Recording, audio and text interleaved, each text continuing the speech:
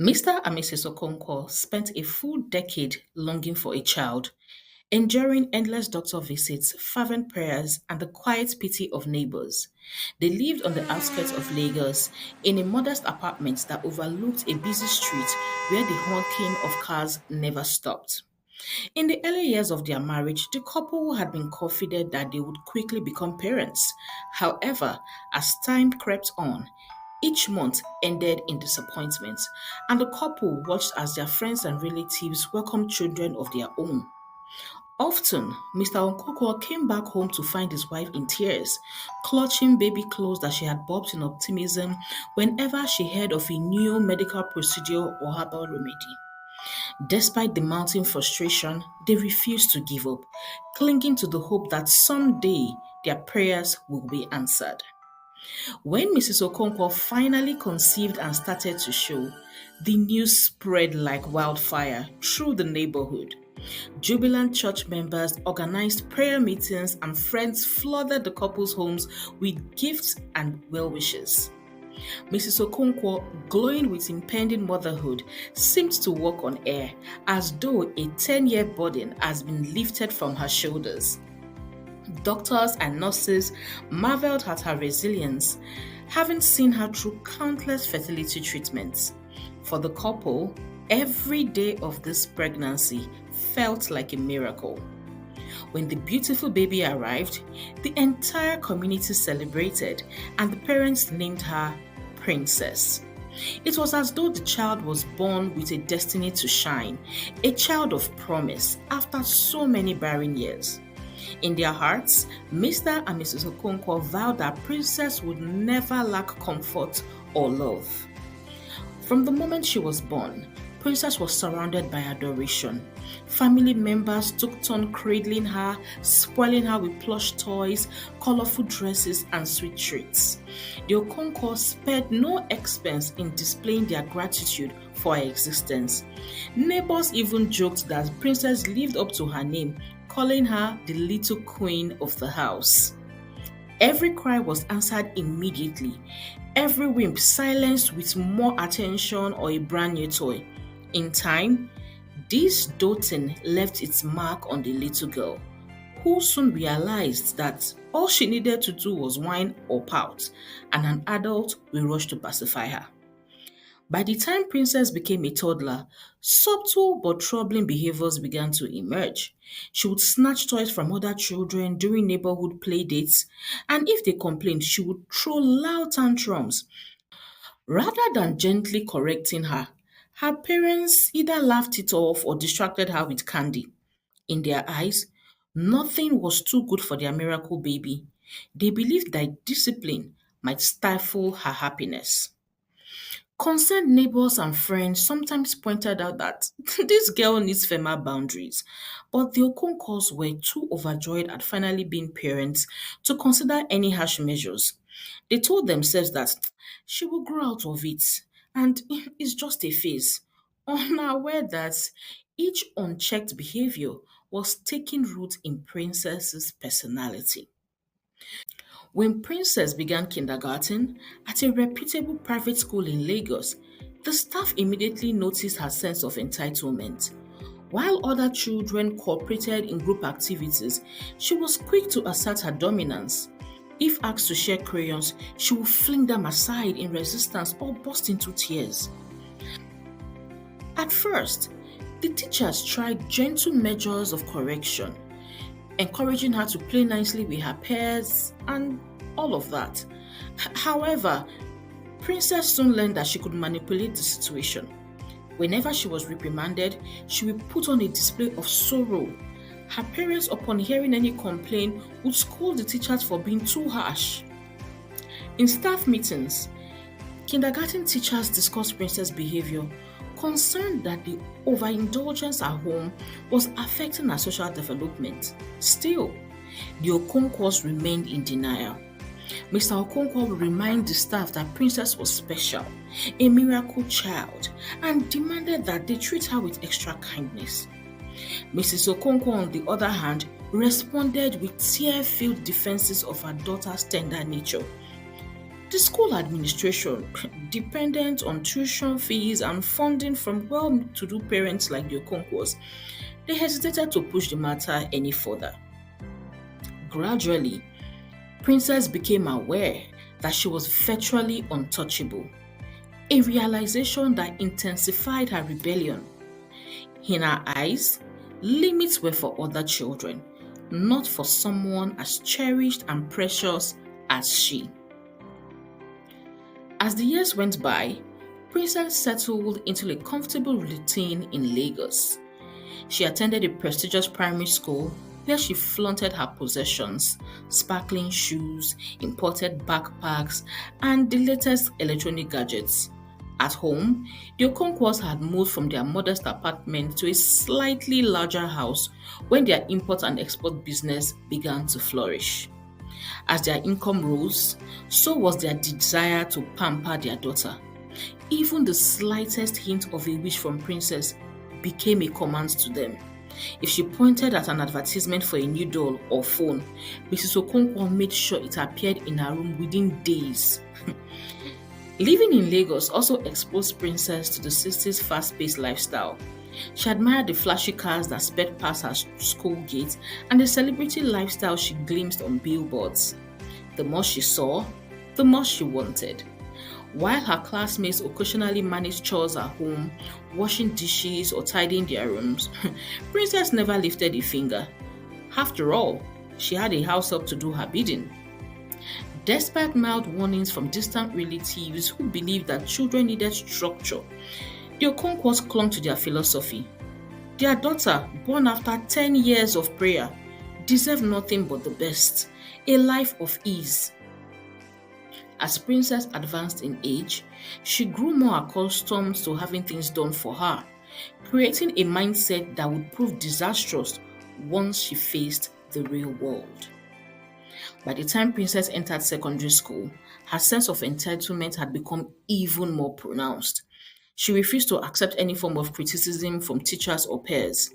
If a teacher dared to give her a low grade, she would march to the staff room, insisting that her work deserved top marks. When that failed, she wouldn't hesitate to inform her parents, who often appeared at the principal's office with complaints of unfair treatment. Their money and social connections ensured that Princess encountered minimal pushback from the school administration.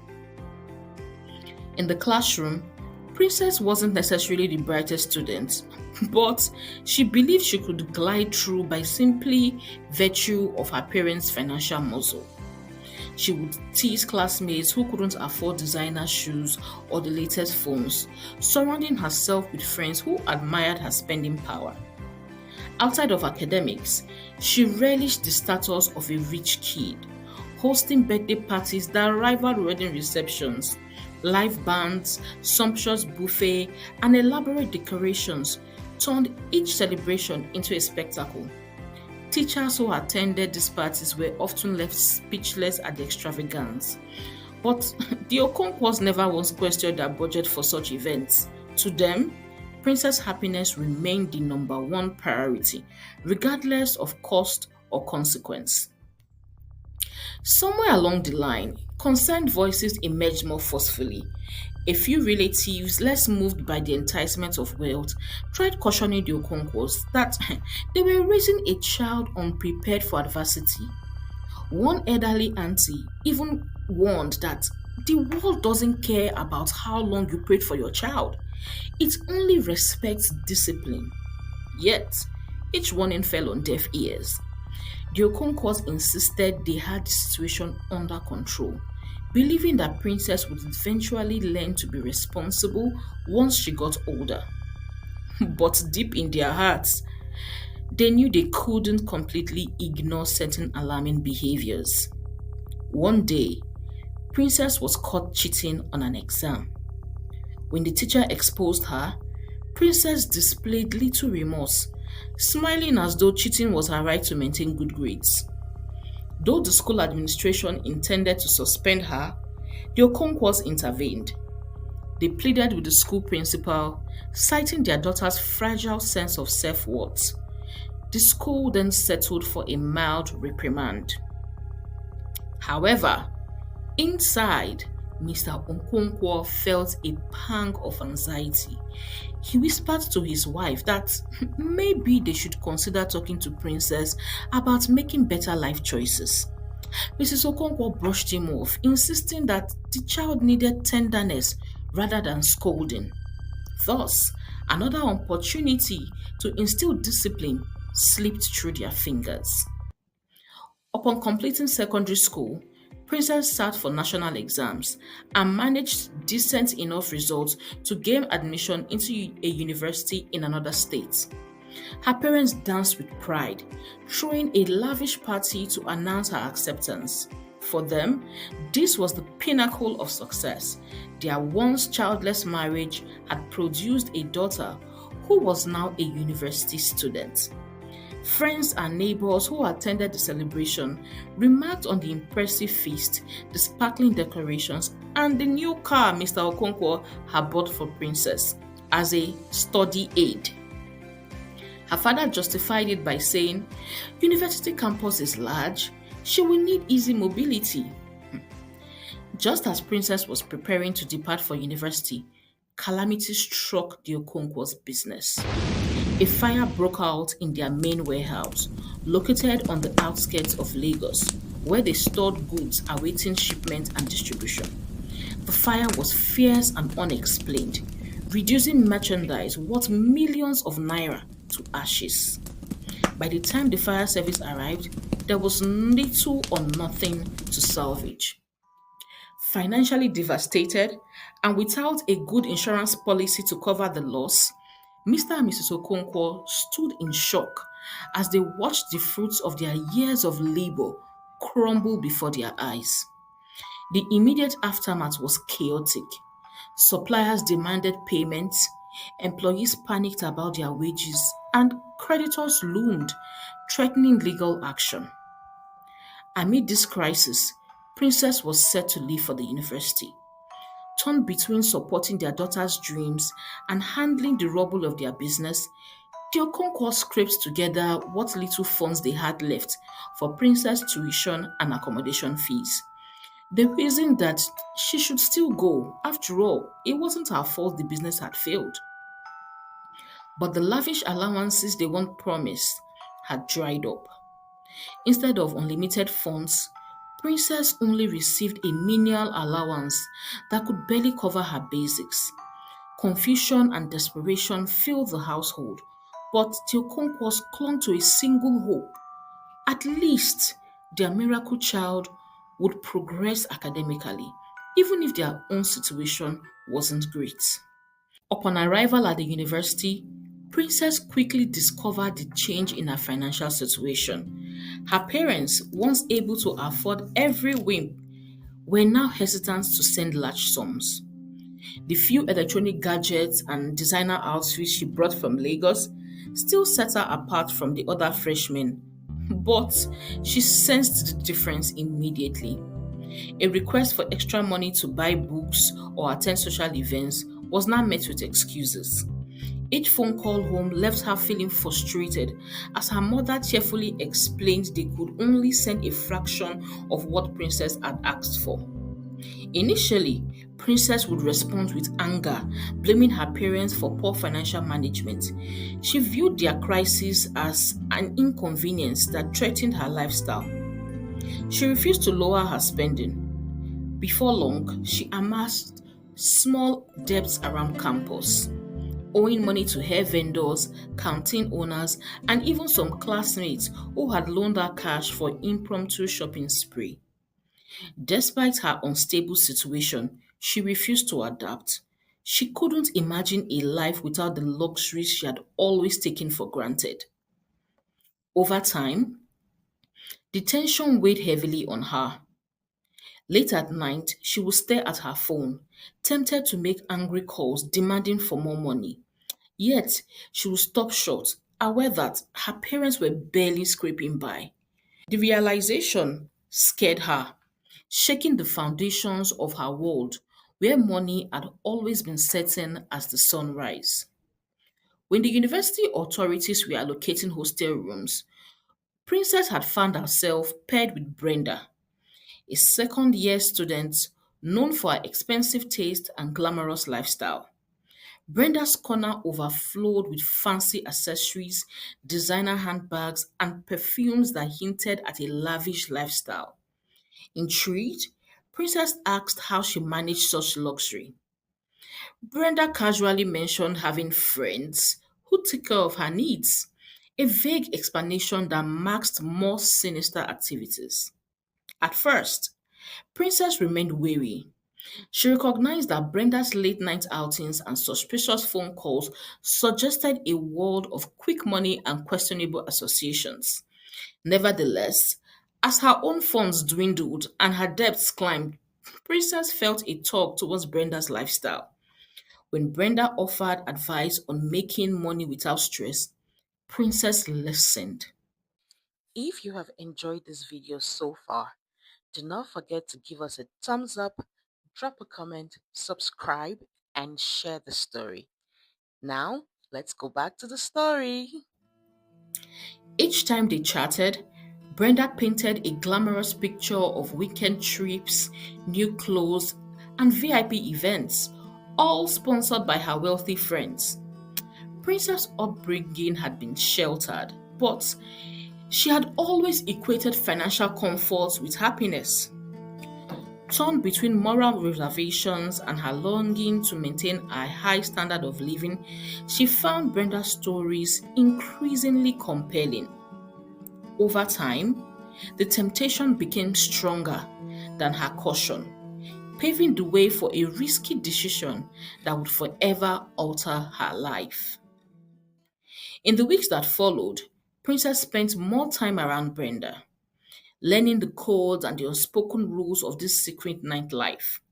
Brenda introduced her to a few clients, middle aged men, who met them in upscale lounges, occasionally covering their bills for dinner or expensive drinks.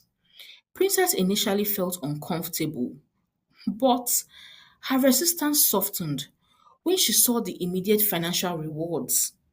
With a few outings, she cleared her small campus debts and even bought an upgraded phone she had been eyeing. Gradually, Brenda laid more explicit arrangements. These men expect companionship and sometimes even more in return for large sums of money. Princess Conscience rebelled at first. She recalled some of her moral teachings she had gotten as a child, the Sunday sermons about chastity and integrity. But each time she hesitated, Brenda scoffed, reminding her of how quickly she could solve her financial problems and even resume the lavish lifestyle she once lived if she played along. With her parents' funds drying up and her pride unwilling to appear broke on campus, Princess found herself rationalizing the situation. She told herself that it was just a temporary but necessary measure until her parents' business recovered. Unaware of how deep she was sinking, Princess was stepping over a line she once thought she would never cross. Once Princess began accepting money from these arrangements, she found herself juggling two identities. By day, she attended lectures in modest outfits, avoiding questions from classmates about her sudden change of fortune. By night, she slipped into tight dresses, expensive heels, heading to exclusive bars or hotel lounges where Brenda's connections awaited. The double life was draining, but it offered instant cash and a sense of superiority she had always craved. Her parents, still reeling from their business loss, believed she was coping admirably. After all, they no longer received frantic requests for money. The irony was lost on them. Their daughter's financial independence stemmed from a dark source they could never have imagined. Whenever Mr. and Mrs. Okonkwo pressed her about her well being, Princess sidestepped the question with vague references of a side hustle, selling cosmetics, or helping classmates with assignment research. Exhausted from their own struggles, they didn't pry too deeply.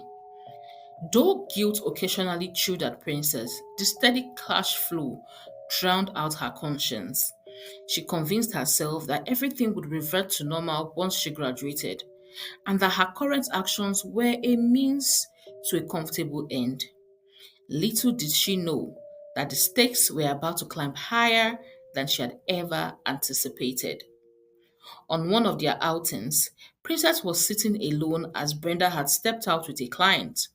She noticed a nice looking man staring at her from the other side of the lounge.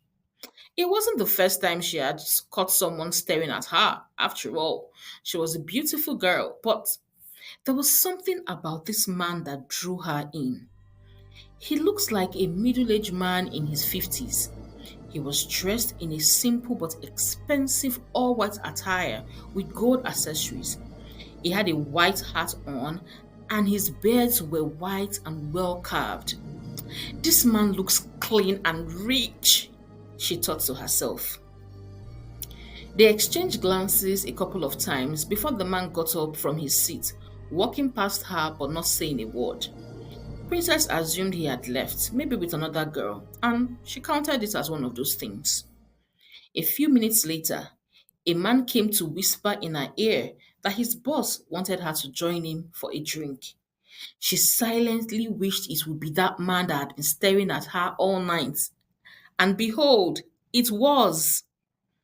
He introduced himself as Alaji Tanko and expressed how beautiful she was. Princess could not help smiling shyly. Alaji Tanko looked even more handsome now that she was looking at him closely. His skin was skinning. His white attire was whitening. His gold accessories were blinging. This man smelled like money, and Princess was ready to grab her share of the cake. To her surprise, though, Alaji did not ask her to go home with him that night. Instead, he spent time asking her about herself, her background, and her academics. It was the first time anyone had cared to know about her since she started this side hustle. And though strange, Princess was pleased. This could be the beginning of a new chapter, she thought to herself. But little did she know what had awaited her. As she rode with him in his latest Mercedes Benz car, Princess could already imagine all the luxury that were about to be at her disposal. The car parked in front of her hostel, and Alaji brought out 5 bundles of new 1,000 naira notes, which he handed over to her before driving off. Princess could not believe her eyes. She jumped up in excitement as she showed Brenda the money the next day. 500K? Just like that? Brenda asked. Yes, so. Now here I go dey oh. My hustle don't finally end, Princess replied. Brenda asked if she had a picture of Alaji Tanko, curious to know which of her clients was this generous. Princess shared a picture she had taken of Alaji while they were exchanging glasses, but it wasn't very clear. A week passed and Princess did not hear from Alaji Tanko. She wondered if she had made a good first impression. She tried to stop herself from reaching out to him by the 8th day, but she could not hold herself anymore. She called the number on the card he had given her on the day they first met, and on the other side of the call was Alaji Tanko. Hello, my princess. How are you doing? He asked. I'm not doing very well, Alaji. You seem to have forgotten about me, Princess complained. How can I forget about my princess? I was out of the country and just got back this afternoon, Alaji explained. He then asked Princess to get dressed as he was sending over the driver to come pick her up. Princess got dressed excited as she imagined the money that she would return home with after this visit. While she waited for the driver to arrive, Brenda came into the room and asked her where she was going. I don't know. Alaji is sending his driver to pick me. Brenda was a bit concerned and insisted she shared her location as soon as she got to her destination.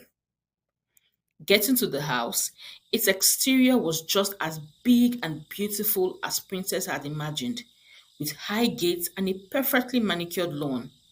Princess admired the exterior, smiling satisfactorily to herself before going inside. When she got in, the interior was even more glamorous, with soft music playing in the background. She was still admiring the house when Alaji came down to meet her. He was dressed in all white, just like he was the day they first met. Princess noticed a small red patch on the towel he was holding, but she dismissed it. Princess went on to hug him and tell him how much she had missed him. He replied by saying he had missed her too and offered her a glass of champagne. After a few sips, Princess started to feel funny. She was still in control of her senses, but she felt the need to lie down. Just then, Alaji asked, "Are you feeling sleepy?" Princess nodded in affirmation. He carried her gently up the long stairs as Princess wrapped her hand around his neck. The next time she opened her eyes, she was in the middle of a room filled with lit candles. She had nothing on but a white wrapper tied to her chest. Fear ran through her entire body. This looked like a scary movie from a bad written Nollywood script. While she was still trying to get back to reality, Alaji came into the room, wearing nothing but a red cloth. He had a calabash in his hand. She tried to scream, but no sound came out of her mouth. Her thoughts were racing. Is this how I'm going to go? What about my parents? How will they survive without me? She could see him chanting incantations as he moved around her in a circular motion, but she could neither move nor speak. Her life flashed before her eyes. She realized that her insatiable desires for glitz and glamour of life had led her here.